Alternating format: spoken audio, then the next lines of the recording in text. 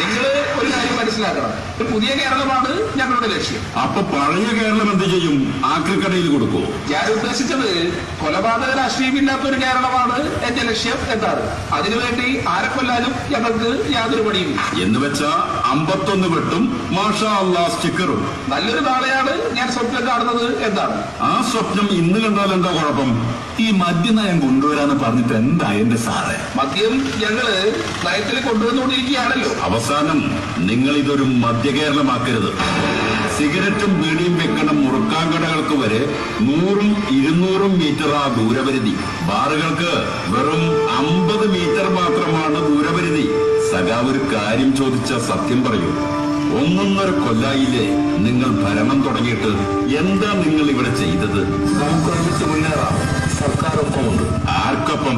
സഖാക്കന്മാരുടെ കുടുംബക്കാർക്കൊപ്പം. ഇതൊന്നും വെറുതെ പറയുന്നതല്ല. മുഖ്യന്റെ ഭാര്യ സഹോദരി പുത്രന്റെ കേരള ഹൈക്കോടതിയിൽ സർക്കാർ വക്കീലായി നിയമനം. രാജിവെച്ച മന്ത്രിയുണ്ടല്ലോ, അയാളുടെ മകൻ, മകൾ, അനന്തരവന്മാർ ഉൾപ്പെടെ ബന്ധുക്കൾക്കൊക്കെ ലക്ഷക്കണക്കിന് ഉറുപ്പിക ശമ്പളത്തിൽ നിയമനം. ആരോഗ്യമന്ത്രിയുടെ മകന് കണ്ണൂർ വിമാനത്താവളത്തിലും മരുമകൾക്ക് കിൻഫ്രയിലും ഉന്നത തസ്തികയിൽ നിയമനം.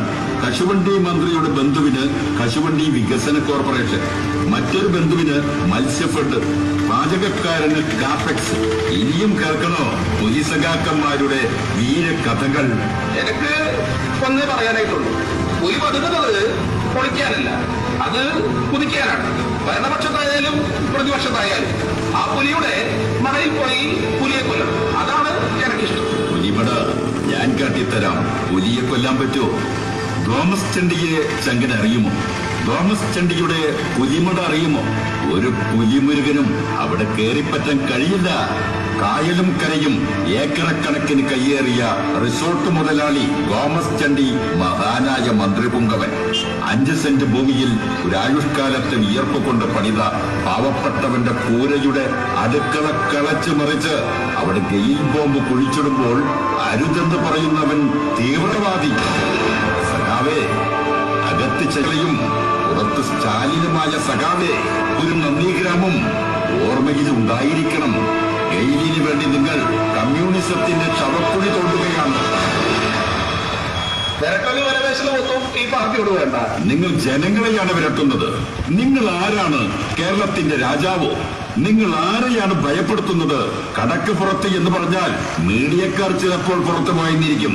പക്ഷേ മുണ്ടെടുത്ത മുസോളിനിക്ക് ചരിത്രമറിയില്ല. മനുഷ്യത്വത്തിന്റെ ചരിത്രം. രക്തത്താൽ ജനപദങ്ങളെ കൊന്നൊടുക്കിയ മുസോളിനിക്ക് രക്തം വാർന്ന അന്ത്യമായിരുന്നു.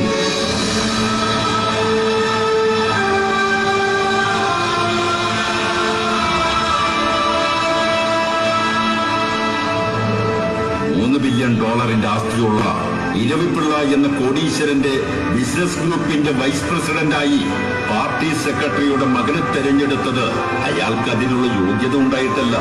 ഇരവിപ്പിള്ളയുടെ സോഫ്റ്റ്വെയർ കമ്പനിയുടെ സിഇഒ ആയി മുഖ്യന്റെ മകളെ തന്നെ തെരഞ്ഞെടുത്തതും അവർക്ക് അതിനുള്ള യോഗ്യതയുണ്ടായിട്ടല്ല. സർക്കാർ അധീനത്തിലുള്ള കോവളം കൊട്ടാരം ഇരവിപ്പിള്ളക്ക് ഇഷ്ടദാനം കൊടുത്തതിന്റെ ഉപകാരസ്മരണയാണത്. എന്റെ നാട്ടില് ഒരു ചൊല്ലുണ്ട്, ആരെയും പേടിയില്ലെങ്കിലും സ്വന്തം പുറയുടെ തൂണിലെങ്കിലും പേടി വേണമെന്ന്. മനസ്സിലാക്കേണ്ടവർ മനസ്സിലാക്കിയാൽ നല്ലത്.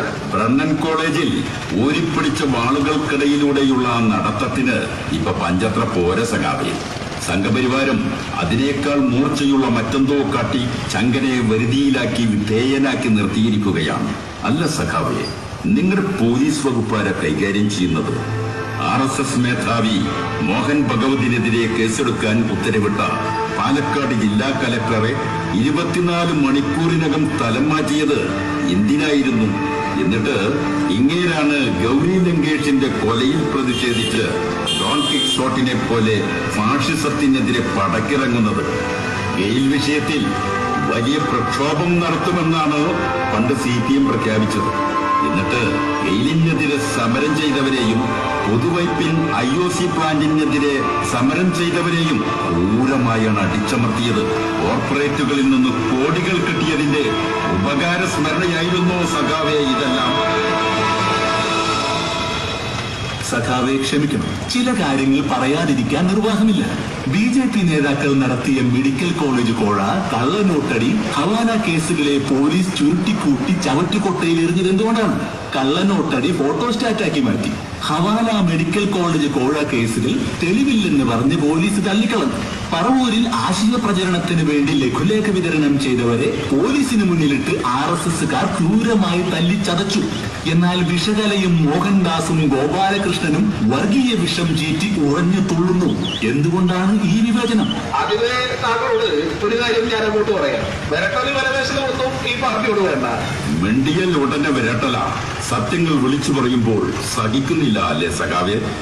ഞങ്ങളിലില്ല ഹൈന്ദവ രക്തം, ഞങ്ങളിലില്ല ക്രൈസ്തവ രക്തം, ഞങ്ങളിലില്ല മുസ്ലിം രക്തം എന്ന് നാടുനീളെ മുദ്രാവാക്യം വിളിച്ചവർ ഇപ്പൊ ചെയ്യുന്നതെന്താ? ആഭ്യന്തര വകുപ്പ് നിലനിർത്താൻ കാടാമ്പുഴയിൽ പൂമൂടൽ, ദേവസ്വം വകുപ്പ് നിലനിർത്താൻ ഗുരുവായൂരപ്പന് കാണിക്കയിടൽ, മൻമോഹൻ ബംഗ്ലാവിൽ ശുദ്ധികലശം, KSRTC ബിൽഡിംഗ് പണിക്ക് മുമ്പ് ഭൂമി പൂജ, വൈരുദ്ധ്യാധിഷ്ഠിത ഭൗതികവാദം അടിപൊളിയാകുന്നുണ്ട് സഖാവേ. കമ്മ്യൂണിസം മനുഷ്യത്വപരമാകുമ്പോൾ മഠത്തിൽ അപ്പവും അബൂബക്കറും ചുരുകണ്ഠനും കുഞ്ഞമ്പു നായരും ഒക്കെ ഉണ്ടാവും. അങ്ങനെ ഒരു രാഷ്ട്രീയ ബോധത്തിൽ നിന്നും മണ്ടോടി കണ്ണനും വർഗീസുമുണ്ടാവും. പട്ടിണി കൊണ്ട് മരിച്ച കുഞ്ഞിന്റെ കുഴിമാടത്തിന് മുന്നിൽ നിന്റെ പാർട്ടിക്ക് എന്ന് മുഷ്ടി ചുരുട്ടിയ സഖാക്കളുണ്ടാകും. ഇടിമുറികളിൽ വിമോചന പോരാട്ടത്തിന്റെ മുല ചുരത്തിയ ദേവയാനിയും കൂത്താട്ടുകുളം മേരിയും ഗൗരിയമ്മയും ഉണ്ടാകും. കമ്മ്യൂണിസ്റ്റ് രാഷ്ട്രീയത്തെ ഉപേക്ഷിച്ച ഒരു പാർട്ടിയിൽ നിന്ന് ഋതുപ്രതാ ബാനർജിമാരും ഇരവിപിള്ളയ്ക്ക് മോക്ഷം കൊടുക്കുന്ന PB അംഗങ്ങളും ഉണ്ടാകും. പണ്ടൊക്കെ CPM-ൽ നിന്ന് പുറത്തായവർ ആദ്യം CPI അല്ലെങ്കിൽ RSPയിൽ ചെന്ന് ചേക്കേറുകയാണ് പതിവ്. പക്ഷേ ഇന്ന് 4G യുഗമായതുകൊണ്ട് CPM വിപ്ലവം ഇരുണ്ടു വെളുക്കുമ്പോൾ BJP ഭജനയാകുന്ന രീതിയിലാണ്. ബംഗാളിൽ CPM-ൽ നിന്ന് പുറത്തായ ഋതുപ്രതാ ബാനർജി നേരെ BJP-യിലേക്കാണ് ചേക്കേറിയത്. സഖാവേ, ഒരു സംശയം. CPM-ൽ നിന്ന് BJP-യിലേക്ക് ആളെ റിക്രൂട്ട് ചെയ്യുന്ന പ്രവർത്തനമാണോ നിങ്ങൾ നടത്തിക്കൊണ്ടിരിക്കുന്നത്? ചുവന്ന കൊടി നരച്ച് കാവിക്കൊടിയാവുകയാണ്. ചുവന്ന കൊടി നരച്ചിട്ട് വേണ്ടതോ ഞങ്ങൾക്കൊന്നാവാൻ. ഇരട്ടച്ചങ്ങളെ അങ്ങനെയൊന്ന് മൂക്കിൽ വലിച്ച് കയറ്റാമെന്നൊന്നും കരുതണ്ട. അറിയാൻ പാടില്ലാത്തോണ്ട് ചോദിക്കേ, നിങ്ങളുടെ മുഖ്യ ശത്രു ആരാ? സംശയമുണ്ട്. നിങ്ങൾ കേരള ഭരണം പൂർണ്ണമായും സംഘികൾക്ക് തീരെഴുതി കൊടുത്തോ സഖാവേ? അങ്ങനെയാണെങ്കിൽ കസേര കുമ്മാട്ടിക്ക് കൊടുത്ത് ഇരട്ടച്ചങ്കിന് തേങ്ങ പറിക്കാൻ പോക്കൂടെ? അതല്ലേ ഹീറോയിസം. വിരട്ടലും വരവേശനമൊന്നും ഈ പാർട്ടിയോട് വേണ്ട. അപ്പോൾ നിങ്ങൾ അഡ്ജസ്റ്റ്മെന്റ് രാഷ്ട്രീയമാണ് കളിക്കുന്നത് അല്ലേ? എടോ, ഞങ്ങളൊരു അമ്മ പെറ്റ അളിയന്മാരാ. നമുക്കൊരുമിച്ച് മുന്നേറാം. സർക്കാർ ഒപ്പമുണ്ട്. രണ്ട് ക്രിമിനൽ പാർട്ടികളുടെ മൂപ്പിളമ തർക്കം മാത്രമാണ് പാർട്ടി ഗ്രാമങ്ങളിൽ കാണുന്നത്. അല്ലാതെ സംഘപരിവാരം രാജ്യത്തെ തകർക്കുമെന്ന ഒരു ബേജാറും ഇരട്ടച്ചങ്കനും കൂട്ടർക്കുമില്ല. അതാണ് കേരളം കണ്ടുകൊണ്ടിരിക്കുന്നത്. വരിയുടക്കപ്പെട്ട ഒരു പ്രതിപക്ഷമാണ് ഇവിടെയുള്ളത്. RSSന്റെ താൽപര്യാർത്ഥം ചലിക്കുന്ന പോലീസും സർക്കാർ വക്കീലന്മാരും കമ്മീഷനുകളും 65 പെൺകുട്ടികളെ തടവിലിട്ട് പീഡിപ്പിച്ച് മതം മാറ്റുന്ന യോഗാ ഗുരുവിന് മുൻകൂർ ജാമ്യത്തിന് കൂട്ടുനിൽക്കുന്നു. റിയാസ് മൗലവിയെ പള്ളിയിലിട്ട് കഴുത്തറുത്തു കൊന്ന RSSകാർക്ക് മദ്യപാനി സർട്ടിഫിക്കറ്റ്, മതം മാറിയതിന്റെ പേരിൽ ഫൈസലിനെ കൊന്ന RSSകാർക്ക് എളുപ്പത്തിൽ ജാമ്യം, ശാരീരിക ശിക്ഷ പ്രമുഖിന്റെ കൊലക്കേസിലെ കുറ്റാരോപിതന്റെ ഭാര്യയെ അറസ്റ്റ് ചെയ്യുന്ന വിചിത്രമായ നീതി. ഇതെല്ലാം മാറണം, അല്ലെങ്കിൽ മാറ്റണം നമ്മുടെ ശക്തി കൊണ്ട്. പ്രിയമുള്ളവരെ, ഈ കാപട്യത്തിന്റെ പൊയ്മുഖങ്ങളെ പൊളിച്ചു